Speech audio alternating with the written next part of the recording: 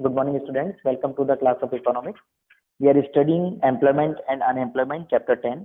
Page number 244 से आज हम पढ़ेंगे economic and social consequences of unemployment. Economic consequences. First is non-utilization of manpower. To the extent people are unemployed, manpower resources of the country are not utilized. It amounts to a social wastage. क्योंकि man power है वो सही से utilise नहीं हो रहा है country का, तो इसका मतलब हमारी रिसोर्सेज वेस्ट हो रही हैं. आप जानते हैं land, labour, capital, entrepreneurs, these are the factors of production. These are our resources, and if any of these resources are not being used or are wasted, then it is known as non-utilization of resources. So if labor is not used, it is unemployed, and if it is unemployed, it means this is non-utilization of manpower. Second is loss of output. There is a loss of output to the extent manpower resources are not utilized. क्योंकि आप जितने labour को काम में नहीं ले रहे, अगर आप उनको काम में लेते तो आप ज्यादा प्रोडक्शन कर सकते थे. तो आप जितने लेबर आपके अनएम्प्लॉयड हैं उतना ही आपकी कंट्री में प्रोडक्शन कम हो रहा है. Unemployed person make no contribution to output even they have the potential to do so. Third is low capital formation. Living only as consumer and contributing nothing to production, unemployed people only add to consumption.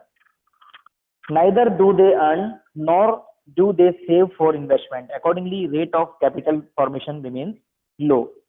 तो अगर आप consumer ही बने रहेंगे और आप production में कुछ भी कंट्रीब्यूट नहीं करेंगे तो आप हैं अनएम्प्लॉयड पीपल. तो अनएम्प्लॉयड पीपल हैं जो कि सिर्फ कंजम्पशन को बढ़ाते हैं. नाइदर दे डू अर्न, कुछ अर्न भी नहीं करते, और ना ही वो सेव करते हैं इन्वेस्टमेंट के लिए. तो इसलिए उनका कैपिटल फॉर्मेशन बिल्कुल जीरो होता है. इसलिए हमारे यहाँ पर रेट ऑफ कैपिटल फॉर्मेशन भी कम है, क्योंकि हमारे यहाँ बहुत सारे लोग अनएम्प्लॉयड हैं. अनएम्प्लॉयड लोग ना कुछ अर्न करते हैं ना कुछ सेव करते हैं, तो कैपिटल फॉर्म कैसे होगी. Fourth is low productivity. Owing to disguised unemployment occurring largely in agricultural sector, there is a low level of productivity, output per worker or output per hectare. Low productivity implies low rate of growth. So disguised unemployment के कारण, जो कि agriculture sector में आपको देखने को मिलता है, there is low level of productivity. Productivity की लेवल वहां पर कम होता है, क्योंकि जो आउटपुट आपको मिलता है पर वर्कर या फिर पर हेक्टेयर वो आपको कम मिलता है, इसलिए रेट ऑफ ग्रोथ भी कम होती है. Briefly, economic implications of unemployment not only point to low level of present output because manpower is not fully utilized, but also to the low level of future output because of low productivity. तो आपको current production भी कम मिलेगा और future production भी कम मिलेगा if your labor is unemployed. Second is social consequences. Important social consequences of unemployment are as under. First, low quality of life. Unemployment lowers the quality of life, implying a state of perpetual suffering. Social consequences ये हैं कि unemployed जो व्यक्ति होता है, जो people होते हैं, उनकी क्वालिटी ऑफ लाइफ बहुत पुअर हो जाती है और उनकी जो सफरिंग्स हैं वो बढ़ती जाती हैं. या तो वो बीमार हो जाते हैं, या वो मेंटली इल हेल्थ उनकी हो जाती है, या फिर वो कुछ भी कंट्रीब्यूट नहीं करते हैं, सो दे बिकम इनएक्टिव.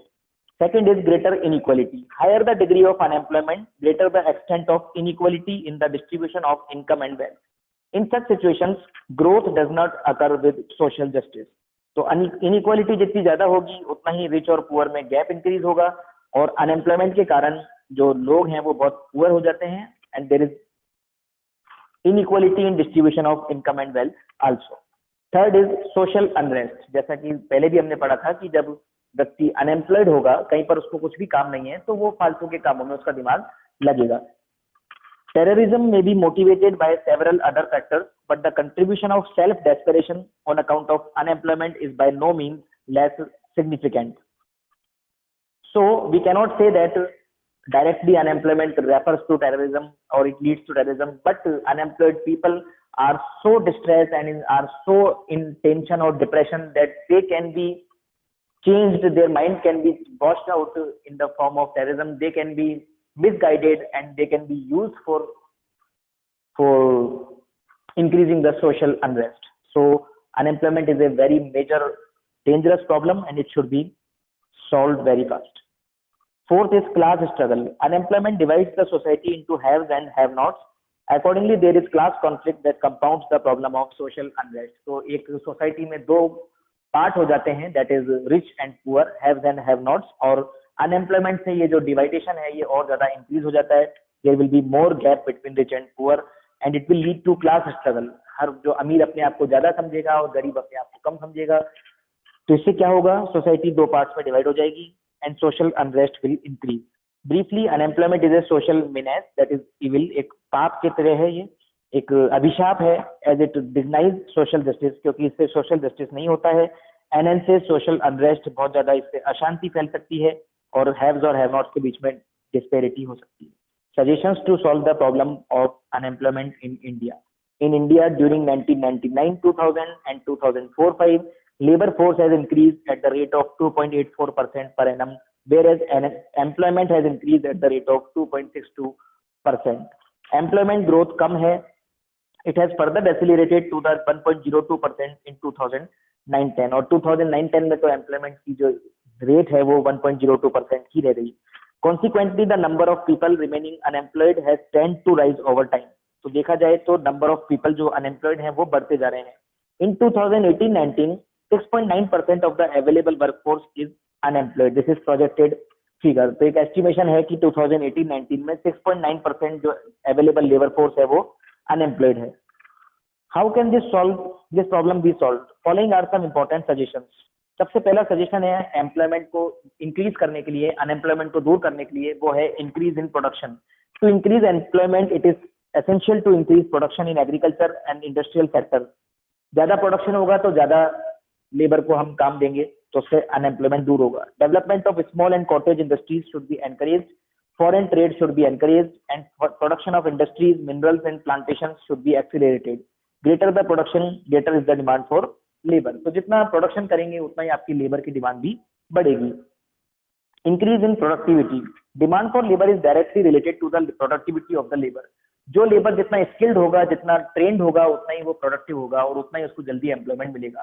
तो अगर हम लेबर को प्रोडक्टिव बनाएं तो वो उसकी डिमांड को इंक्रीज करता है. Higher productivity generate higher profits and therefore greater demand for labour. Accordingly productivity of labour must improve. Third is high rate of capital formation. Rate of capital formation in the country should be increased. Also, investment must be directed to such areas of production where employment potential is high. तो हमें उस जगह investment करना चाहिए जहां पर employment ज्यादा हो. लेबर इंटेंसिव टेक्निक को हमें प्रमोट करना चाहिए. Notably capital output ratio should be kept low. Capital output ratio मतलब आप कितना मशीन्स में इन्वेस्ट कर रहे हो, उसका अगर आप आउटपुट से रेशियो निकालो तो वो रेशियो कम होना चाहिए और लेबर आउटपुट रेशियो ज्यादा होना चाहिए. These days it is 4.3. आज की टाइम पर कैपिटल आउटपुट रेशियो है 4.3. It means to produce goods worth ₹1, capital worth ₹4.3 is invested. तो आज की तारीख में अगर हम प्रोडक्शन का कैपिटल से रेशियो निकालें, यानी कि production capital divided by production, तो वो आएगा 4.3. मतलब जितना आप प्रोडक्शन करते हैं उसका 4.3 टाइम्स आपके पास इन्वेस्टमेंट होता है मशीनरी में, यानी कि फिक्स्ड एसेट्स में, कैपिटल में. If capital output ratio is high, then increase in the rate of capital formation will have very little effect on employment. तो इसका मतलब ये है कि आप वहां पर लेबर को कम काम दे रहे हो. It is therefore essential that along with increase in the rate of capital formation, there should be decrease in the capital output ratio. Capital output ratio में decrease होना चाहिए, मतलब ज्यादा से ज्यादा employment को बढ़ावा देना चाहिए. Help to self-employed person. Around 52.2% of people in India are self-employed. Most of them are engaged in agriculture. Besides, they are also engaged in trade, cottage and small industries, building construction, restaurants, and transport, etc. Government should provide facilities like irrigation, better seeds, manure, implements, and credit, etc. to small and marginal farmers. तो government भी इनको बढ़ावा दे रही है. Government जो agriculture को irrigation facilities और seeds, manures, खाद, ये सब प्रोवाइड करती है. In addition, self-employed persons in urban areas should be given facilities of credit, marketing, raw material, technical training and the like. इसी तरह से जो सेल्फ एम्प्लॉयड पीपल हैं अर्बन एरियाज के, जो इंडस्ट्रीज रन करते हैं, उनको रॉ मटेरियल, क्रेडिट वगैरह सब आसानी से प्रोवाइड होना चाहिए. Educational reforms. There is urgent need for educational reforms in the country. Education में भी सुधार की जरूरत है. Only such students be admitted to college and university who intend to pursue their studies with some specific objectives. उन्हीं लोगों को college और यूनिवर्सिटी में एडमिशन देना चाहिए जिनका कुछ ना कुछ ऑब्जेक्टिव हो, जो आगे जाके कुछ करना चाहते हैं. Emphasis should be placed on vocational education. तो कहने का मतलब ये है कि वोकेशनल एजुकेशन होनी चाहिए कि लोगों को अपनी एजुकेशन में ही कमाई करने के साधन मिले, वो इस काबिल बन सकें कि वो उनके एजुकेशन पूरे होते ही कुछ ना कुछ कंट्रीब्यूट कर सकें। Educated person must inculcate the spirit of serving in villages in the capacity of teachers, doctors etcetera. जो एजुकेटेड पर्सन हैं उनको इस तरीके से सिखाया जाना चाहिए कि वो अपने देश के लिए कुछ योगदान करें, वो गाँवों में जाने से नहीं डरें, गाँव में पढ़ाने से नहीं डरें और गाँव में अपनी प्रोफेशन करने से भी न डरें। Qualified engineers be given financial assistance to set up their own business establishment. जो क्वालिफाइड इंजीनियर्स हैं उनको आपको फाइनेंशियल असिस्टेंस प्रोवाइड करनी चाहिए कि जिससे कि वो खुद का बिजनेस शुरू कर सकें। The number of institutions providing employment information and guidance should be expanded. जो इंस्टीट्यूशंस एम्प्लॉयमेंट की इंफॉर्मेशन देते हैं और गाइडेंस देते हैं उनको बढ़ाना चाहिए। And their activities be coordinated with employment agencies. और उनको एम्प्लॉयमेंट एजेंसीज के साथ कोऑर्डिनेट करना चाहिए क्योंकि एम्प्लॉयमेंट एजेंसीज ही उनको बता सकती हैं कि कितने लोग अनएम्प्लॉयड हैं। Technique of production should suit the needs and means of the country. आपको ऐसी टेक्निक ऑफ प्रोडक्शन काम में लेनी चाहिए जो आपकी कंट्री के अनुसार मैच हो रही हो। तो अगर आप इंडिया में रहते हैं तो लेबर इंटेंसिव टेक्निक को एनकरेज करना चाहिए बजाय कैपिटल इंटेंसिव के, जिससे कि ज्यादा इंडस्ट्रीज के अंदर प्रोडक्शन हो और एम्प्लॉयमेंट ज्यादा चले। Cooperative industries should be encouraged as far as possible. The government of Kerala setting up a textile mill offering employment to 600 persons on cooperative basis is a praiseworthy step. In this venture, every unemployed person contributing rupees 500 while the rest of the capital was provided by the government.